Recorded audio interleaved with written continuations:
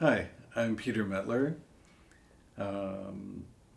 trying to be with you in the theater wherever you are for this screening. Long distance from Toronto, Canada. I'm introducing a program of short films that were selected. So every film is quite different from the other.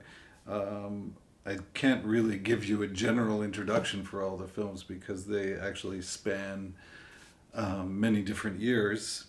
But I can say a couple words about each one. Trace of the Future, Trace du Futur, as it was called in French, was really a request by the festival Visions du Réel in Nyon of authors to make a film about the future, basically. Postcard to the Future. Lancelot Freely was my actually very first documentary film that I made while I was in film school, which you'll see it's black and white. It's quite old, and it was about a reunion with an old childhood friend or school friend who had taken a different course in his life, very different course than I did.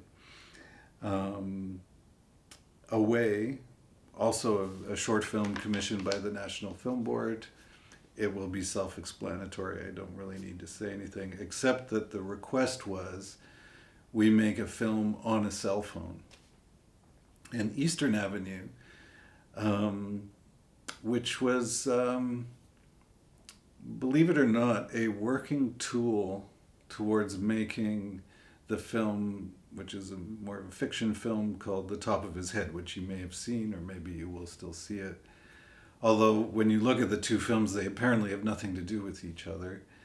The idea with Eastern Avenue is that I would venture out into the world, a journey of sorts, Berlin, Portugal, Switzerland, and use the camera really like a notation device or a musical instrument, responding to the things I was seeing without trying to impose a narrative or a thesis. It was really about observation, as it might be for a musician who plays their instrument to react to feelings. And then it's edited chronologically.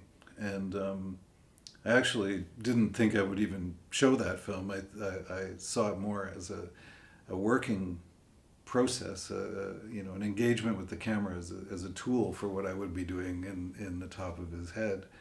But there's something about it that holds together, and people were interested to watch it, surprisingly. So there it is. It's a film, and the soundtrack was actually also a couple of live musicians playing through the whole film while watching it, doing a few takes, and then I edited those things together with some different soundtrack elements.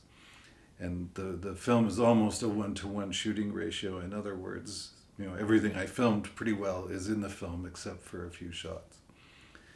So have a good screening, and hope to meet you someday.